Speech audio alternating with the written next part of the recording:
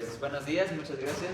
Estamos con el doctor Arístigue, que nos va a hacer favor de contestar algunas preguntas con respecto a la legislación o alguna mala praxis médica que se ha tenido en el país con su amplia experiencia que ha tenido. Es uno de los más grandes doctores que nos ha podido dar clase. Entonces, muchas gracias por la oportunidad, doctor. Gracias. Bueno, con respecto a las preguntas, la primera de ellas es, desde su experiencia, ¿cuáles son los casos más comunes de mala praxis médica que ha observado en su carrera? Bueno, sin duda, de entrada la mala praxis es algo que no deberíamos de tener en el ejercicio de nuestra profesión. Sin embargo, hay algunos casos en donde uno de repente se sorprende, ¿no? Por ejemplo, yo te podría platicar en alguna de las ocasiones, estando yo de director en el Hospital General de Pemex en Salina Cruz, como parte de mis actividades que yo programé para ese año y en ese hospital en particular, era subir a los buquetanques que eran propiedad de la empresa y en donde teníamos un médico de medicina del trabajo, el cual durante la travesía del buquetanque daba consulta y debería atender a todos los trabajadores que lo requirieran. Cuando yo hice el abordaje al buquetanque y me fui directamente al área de enfermería del consultorio, lo hice con la intencionalidad de verificar si efectivamente los medicamentos que estaban en el carro rojo cumplían con algo fundamental que tenemos que revisar en todos los carros rojos, que es la caducidad de los medicamentos. Sí. Y entonces, cuando hago la revisión de los medicamentos, me doy cuenta que efectivamente algunos estaban caducados, ¿no?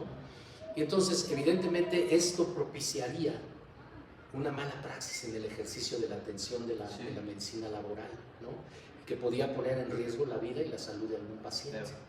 Entonces, bueno, decía yo al principio que no debería existir, pero lamentablemente se dan algunos casos, a veces por olvido, otras veces porque falta el cumplimiento de los procesos y en otras más porque de repente la versatilidad en que sube un médico y luego a los 15 días lo bajan y suben a otro, y entonces eso no nos permite dar continuidad. Por eso digo que, bueno, este es un caso que se me presentó en aquella ocasión y del cual te puedo comentar. Ok, muchas gracias, doctor. Pasamos con la segunda pregunta y es, ¿ha tenido que testificar o participar en algún juicio relacionado con responsabilidad médica? Y si sí, ¿cómo fue su experiencia?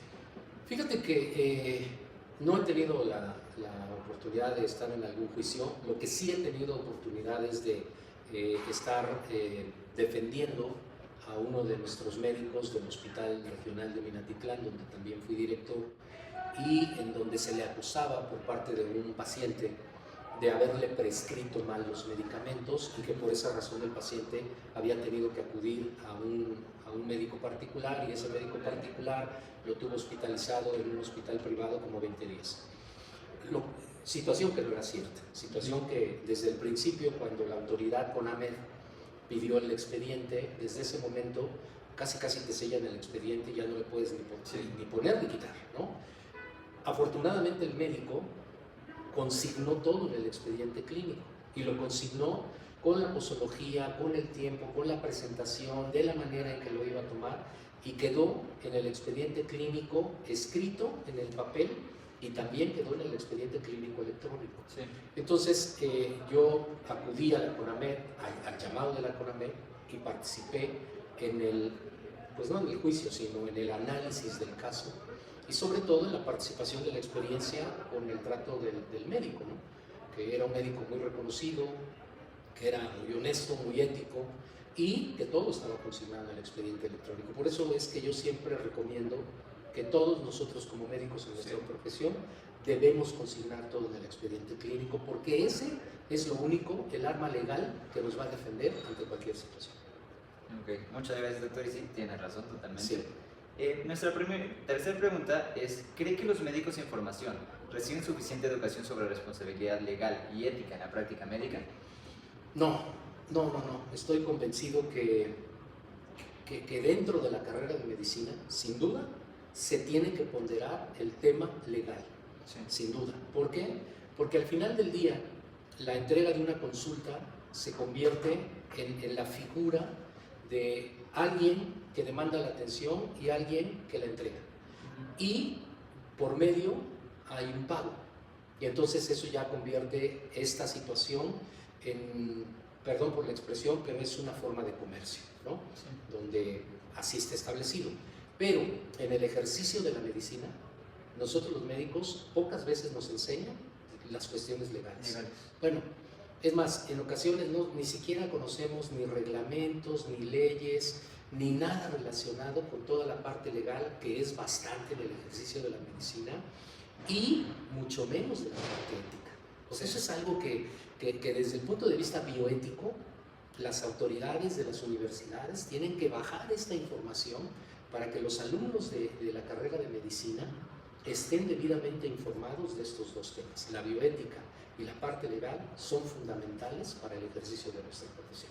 Sí, tiene totalmente razón, doctor. Es una de las partes más importantes en la formación médica y muchas gracias. La cuarta pregunta es, ¿existe algún caso emblemático de mala praxis médica en el país que haya marcado un antes y un después en la regulación o formación médica que usted conozca? Fíjate que sí. Te voy a platicar de un caso que se dio en un hospital muy emblemático de la empresa que te platico. Por discreción, pues, ¿no? Y por no lastimar ningún interés, no voy a mencionar el nombre. Es un hospital importante, tercer nivel, casi alta especialidad, más bien alta especialidad, en donde un fin de año llegó un médico residente. Había terminado la residencia, pero todavía no había egresado de la misma. El documento como tal se lo tenían que entregar en febrero del siguiente año. Por la situación de trabajo, el doctor estaba contratado como tal, pero como médico general, porque todavía no estaba acreditado como especialista. Y la necesidad del hospital estaba en el área de urología. La necesidad del hospital es que tuvieron un problema con una cirugía que un adscrito hizo, y en ese momento, que era fin de semana, el paciente comenzó a sangrar de manera abrupta. Entonces el titular adscrito no estaba en el hospital. Al director se le hizo fácil pasar por alto la reglamentación y la legalidad autorizada de este residente como tal, porque no era especialista técnicamente hablando, y entonces se le hizo fácil entrar a operar al paciente. El médico residente entra a operar al paciente, el paciente sale de quirófano, pasa a terapia intensiva y fallece el paciente. Entonces se arma un lío del tamaño del mundo. Sí. Evidentemente el director del hospital hizo mal en haber llamado a este médico para que operara al paciente. ¿Por qué? Porque técnicamente, en documentos y desde el punto de vista legal, lo que te constituye a ti como un especialista es tu cédula de profesiones, tu cédula de especialista. Legalmente estás autorizado para que tú puedas ejercer tu especialidad, pero acreditado por una autoridad, ¿no? Una por la universidad y la otra por la Dirección General de Profesiones, que ya avaló y acreditó que tú eres especialista. Por lo tanto, estás autorizado para llevar a cabo todos los procedimientos que forman parte de tu formación como especialista. Mientras tú no tengas ese documento, legalmente tú no puedes hacerlo, porque estás usurpando una función que todavía no tienes en el papel, ¿no? Claro. Obviamente la familia de este paciente demandó a la institución y demandó al doctor. Lógico era pues, que no había elementos para poder acreditar que el doctor tenía su especialidad concluida y su documentación en regla. O sea, esa es una mala praxis en la toma de decisión que involucra no solo la parte clínica, sino también la parte legal y la parte bioética. ¿Por qué? Porque en la parte bioética, precisamente, una de las premisas es que nosotros debemos buscar el bien del individuo, no causar ningún daño, ¿no? Y entiendo pues la otra parte, que en razón de la resolución tomó una mala decisión, y esa mala decisión generó una problemática que duró muchos meses y mucho tiempo para poder resolverse. Creo que lo que nosotros tenemos que observar siempre es el cumplimiento de la reglamentación que existe para el ejercicio de nuestra profesión y estar enterados de lo que está sucediendo con toda la parte de la legislación, como por ejemplo hoy en día el quitarnos las 35 normas oficiales mexicanas implica un problema, porque ciertamente cuando CONAMED realiza algún tipo de investigación, toma en consideración las normas oficiales mexicanas, Claro. las normas internacionales y las guías de práctica clínica. Sí. Y entonces a veces a nosotros como médicos se nos hace tedioso eso, pero sin embargo cuando ya estás enfrente de un paciente, cuando estás contratado en un hospital, cuando eres dueño de alguna clínica, sí o sí te vas a enfrentar a la parte legal. Yo creo que falta mucha información y además que se incluya en las carreras de medicina a nivel nacional.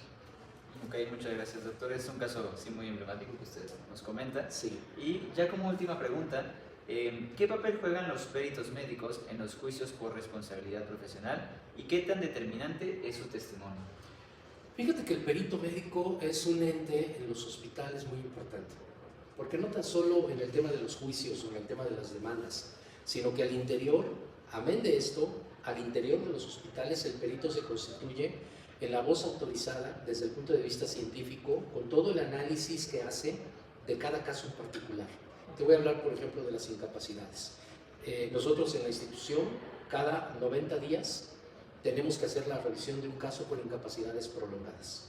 Siempre. O sea, y lo tienes que consignar y tienes que hacer toda el acta constancia de hechos de haber revisado desde todos los puntos de vista el caso clínico. ¿Por qué? Porque debes tener un sustento para emitir incapacidades tan prolongadas, ¿no? El perito dentro de los hospitales es una pieza fundamental para este tipo de análisis. Ya no se diga en las situaciones que están en juicio o que están ante CONAMED. Sí. La preparación del perito médico tiene que ver con todo el aspecto médico, pero también con todo el aspecto legal. Y entonces el médico perito se encarga de revisar toda la parte legal y debe de estar perfectamente bien enterado para hacer una buena defensa de cada caso. Entonces la figura del perito médico es muy importante en los hospitales, muy importante y es fundamental. De hecho, por lo menos en nuestra empresa hay un departamento con un jefe de peritos que es el que se encarga de coordinar y capacitar y mantener capacitado a todos los peritos de todos los hospitales del sistema. Su figura es importante.